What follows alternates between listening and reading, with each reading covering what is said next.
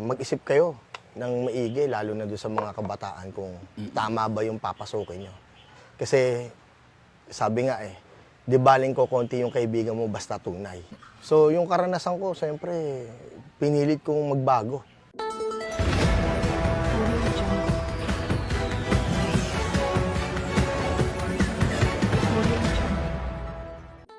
Ang nilalaman ng mga usaping ito ay sariling pananaw at personal na saloobin ng mga individual patungkol sa mga isyong ito. Ito walang kinalaman ang patnugutan ng programang ito. Magandang umaga mga kahardin. Ito na naman ang inyong pambansang sulsulero, si Kasamang Jonas. At may makakausap tayo ngayon at matagal kong hinanap tong taong to dahil namimiss ko siya. Tagal namin hindi nagkita At gusto kong malaman at marinig ninyo kung ano yung naging karanasan niya sa buhay. Ang ating kasama. Ako nga pala si Jonathan Robles Laurio. Ang alias ko dati is, kung tawagin ako, si Atan. Ngayon sa Facebook, pinalitan ko yung pangalang Atan. Tansky Natnat ngayon ang nasa profile picture ko. Okay. So yun ang gamit ko. Tansky na lang itatawag ko sa'yo. Kasi tawag ko sa'yo nung maliit ka, Atan Pogi. Di ba? Okay. Ganito. May ano lang ako interesado lang ako kasi nasubaybayan ko yung paglaki mo no? Bilang magkakasama tayo sa isang barangay Kumusta naman ang buhay mo ngayon? Ano pinagkakaabalahan mo ngayon? Ngayon nasa barangay ako ngayon, Barangay Manggahan. Tinutulungan ko si Consi Cap Kin Cruz. Kasi dati pa naman doon ako sa tatay niya. Simula nung umpisa, maraming naging kapitan. Pero hindi ako nagtrabaho sa kanila. Talagang dun lang sa pamilya nila. Dahil ang Robles is Tubong Santolan. Ang ama niya is may lahing Santolan din, ang pamilya nila. So medyo parang magkamag-anak din ang turingan namin. Ganyan nung araw di ba? Na pag sa isang lugar Ang kanan kasi ang nung araw. So, ako, gusto ko lang kasing sa'yo yung naging karanasan mo bilang kabataan pwede bang sa akin yan? Ano ba ang narating ng isang Tansky sa buhay? Regarding sa karanasan, medyo parang marami akong napagdaanan. Unang-una, siyempre, dahil kabataan ang pinag-uusapan, sumabak talaga ako dyan sa mga prat, gang. So, nagmulat ako dyan. Talagang pinil ko dahil naisip ko marami akong kaibigan. Pero, siyempre, natulak ako sa sabay sa panahon, batang 90s kung ano-ano, away. Kadalasan puro away. Rambol. Bira naman ako masangkot sa sa droga. Totally late na yun yung ganong masangkot ako. Pero nung panahon na kapusukan ng kabataan ko, hanggat nakulong ako. Dahil sa mga... Diyan natin tignan. Sabi mo kasi, nasangkot ka sa mga away-away, dala ng kainitan, kapusukan ng kabataan. Nabanggit mo, nakulong ka. Bakit ka nga pala nakulong? Oo, kasi bilang namumuno sa pangkat, ito yung tinatawag na OPG. Ang ibig sabihin nun, Original Pinoy Gangster. Yung mga panahon na tambay ng Mega Mall, hindi pa sikat yung mga ibang rapper, yung mga panahon ng Mastaplan. So, mga nakakasama namin yan, yung mga Death Threat, mga Geta Dogs. So, yung mga iba-ibang mga sikat na underground rapper dito sa Pinas, mga nakakasalumuhan namin sa Mega Mall yan. So, ano yan? May away-away din ba yan? Ay, oo. Totoo yun. Paano Pagka ibang gang, matik yun, away na yun. Rumble? Oo, rumble yun. Talagang, biri mo, bubugbugin na namin yun, tapos kukunin pa namin yung mga gamit nun. Ganun ang banatan nung panahon na yun. Hold up, kumbaga. Yun na yun Hindi, parang pinagtitripan na lang ubadan namin. Trip para ng kabataan. Kasi tutusin, hindi naman para gamitin kung ano man yung kinukuha sa kanila eh. Okay. Ganun ang nangyayari no. So, yun yung ano eh, yun yung epekto nung ano eh, nung kapusukan ng mga kabataan nung araw. Tapos, ano pa to eh, parang para maging in ka, kailangan may tropa ka, di ba? Ganun ba yun noon? Totally, sa akin kasi hindi ko inisip yun eh. Napansin ko kasi nung bit-bit ko nung high school ako, ito yung kikwento ko lang nung panahon na nag-aral ako ng high school. Ang labanan nun, ang mga tiga-manggahan, pag napunta ka ng Rosario, bugbog ka. Ang mga tiga-Rosario, napunta naman ng manggahan, bugbog din So, sila. naggagantihan. Oo. Pero nung nakatapos ako ng elementary at pumasok ako sa complex, batang complex kasi ako eh. Nabubugbog ako dyan, pero nambubugbog din ako. Hanggang pumapasok ako, may dala na akong kutsilyo. Umaangat na, kumbaga. Oo, nagiging umaangat mapasok na kasi Oo. kaysa ako mapatay, sila papatayin ko. Ganun ang nagiging Pumasok katwiran na ko noon. sa isip mo noon na kayo muna bago ako matira nyo. Oo. Ganun na. Halos gusto na akong sunduin, ang hatid sundo na ako ng nanay ko noon. Yung karanasan ko nung panahon ng kabataan. Nung nakauwi ko muna sila, tapos naging kaibigan ko rin sila. Di lumaki ngayon yung Network mo. Oo, para bang ganun, yung kaibigan. Kasi yung network, ayokong bigkasin yung mga ganung kaibigan, lumawak. Kaya sa Rosario, sa complex. Nagkaroon ng maraming contacts. Kumbaga. Oo.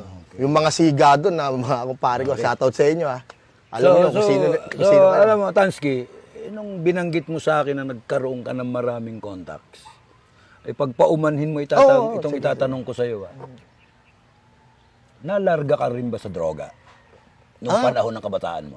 Napasok din ako diyan kasi dahil nga original Pinoy gangster, nandiyan yung bisyo na pagka parang feeling namin, gangster na gangster yung datingan namin, nagchochonki kami. Diyan sa minsan sa loob ng club, sa loob ng mega mall. Yun, na-involve lang ako sa ganun. Hindi kayo nahuhuli? Mga ganun? Totally, hindi naman eh. Dahil medyo kailangan may lookout eh. Mga part ng kabataan na ibig sabihin, yung experience na hindi kayo nahuhuli, lalong lumalakas ang loob nyo. Ganun ba yun? mayroong sigurong parte na gano'n. Kasi totally, balik natin doon sa pangungulungan ko, dalawang pangyayari yung medyo mabigat na naging problema ko. Yung isa is napagbintangan ako na ayun, medyo nakadali daw. Pero inilaban namin sa korte yun, nanalo naman kami. Tapos yung isa, na-frame up tayo dahil lumalaki yung pangalan, may mga nasasagasaan. Pumuputok, Doon kumbaga. sa kaibigan, kaway ng kaibigan ko, pagtatanggol ko, bubugbugin namin. May pisang palang pulis, tinrabaho kami, binigyan ako ng problema ron. Totally, yung part talaga na yun, yung pananakit pa lang namin is alam ko naman na problema yon. Nagiging mapusok na kami noon. Ilang taon kang nakulong?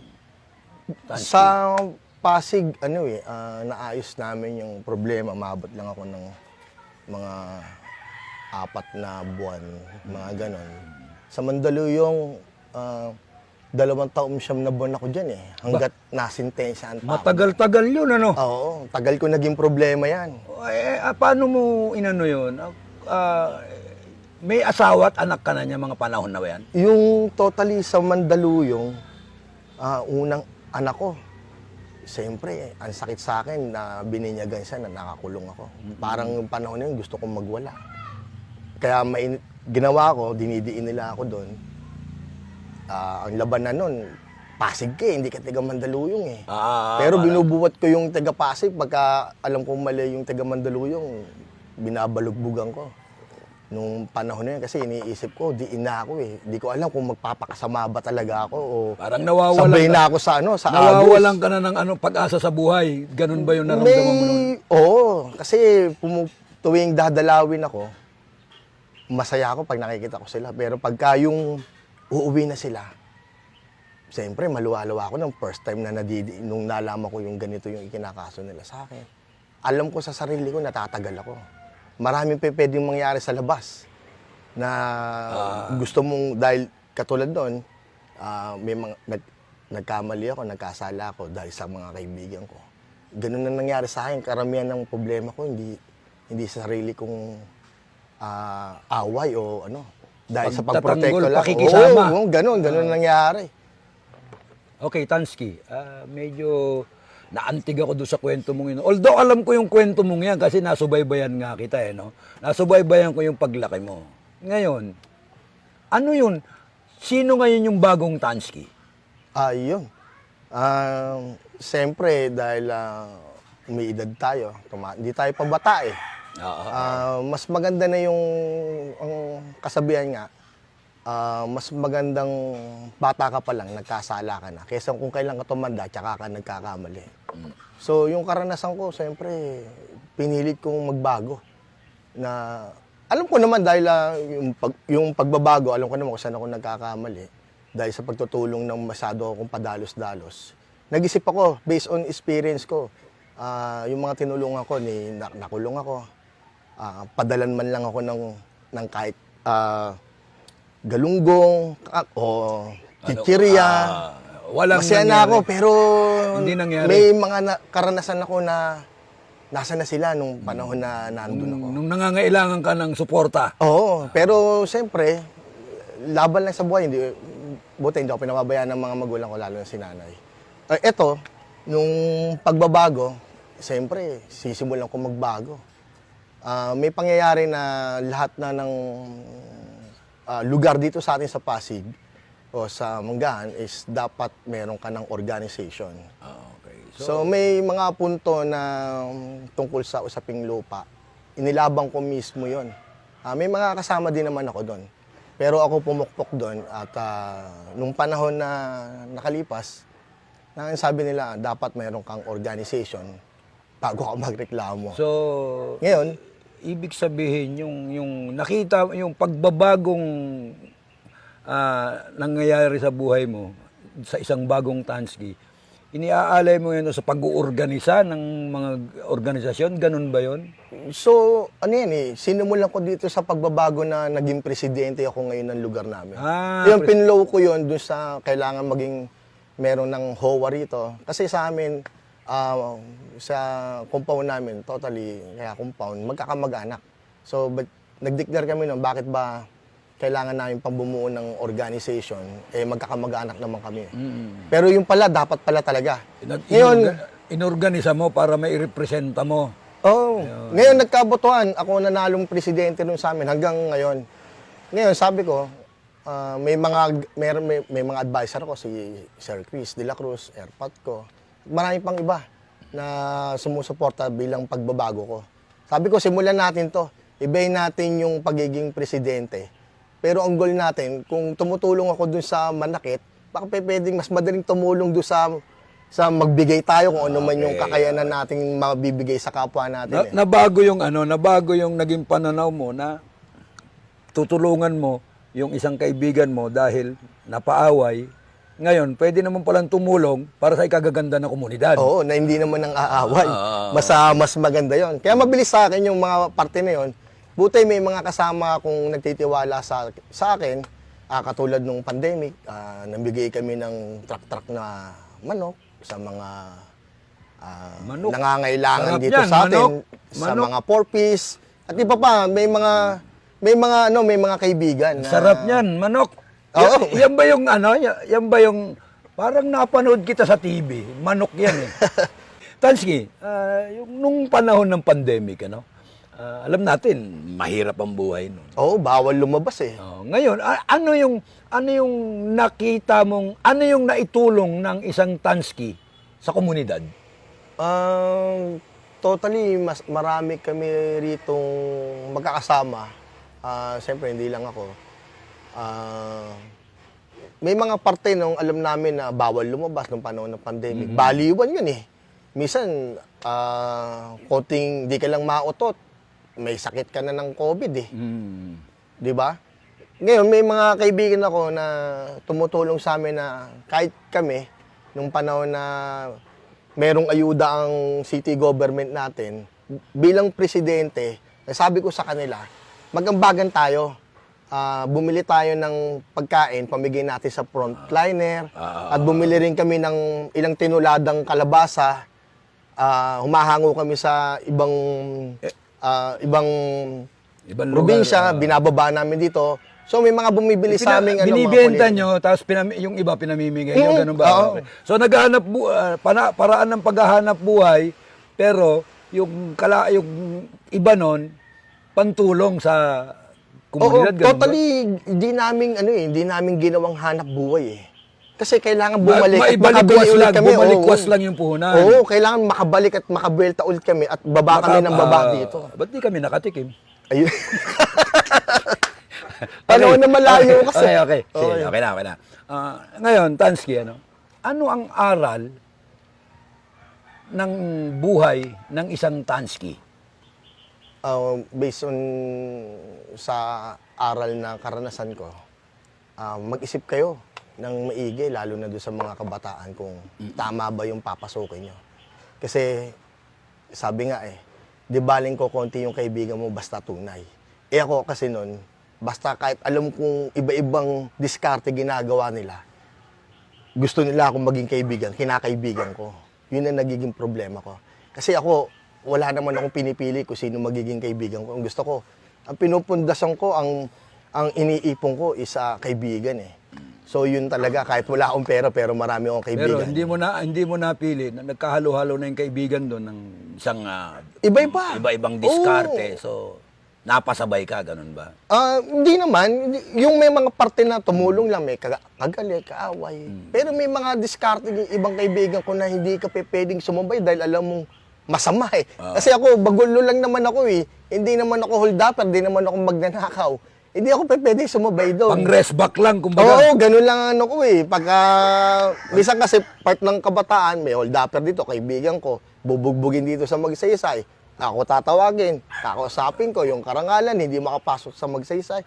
Ako tatawagin, kakausapin ko yung mga nandun. So halos lahat yan naging kaibigan natin. Pero may mga, hindi ko naman pinagsisisiyan na naging kaibigan ko sila. Kasi nandun na yon. Ang aral, kailangan pag-isipan nyo maigi yung mga gusto nyong gawin na padalos-dalos. Kung alam nyo magkakamali kayo, mag-isip kayo na 10 beses lalo na kung pamilyado kayo. Okay. Mahirap yung makukulong ka na may nag-iintay sa'yo sa labas. Okay. Maganda at medyo yung kwento ng buhay nito ni Tansky, talagang kung pwede lang sanang isa pelikula to natin to Muli po mga kahardin, ito ang inyong pambansang sulsolero, si Kasamang Jonas. Ako naman si Tansky, maraming salamat. Suportahan nyo yung Kapihan de Jardin. May matututunan kayong aral, experience ng mga ina-interview. Dito lang yan sa Kapihan Jardin.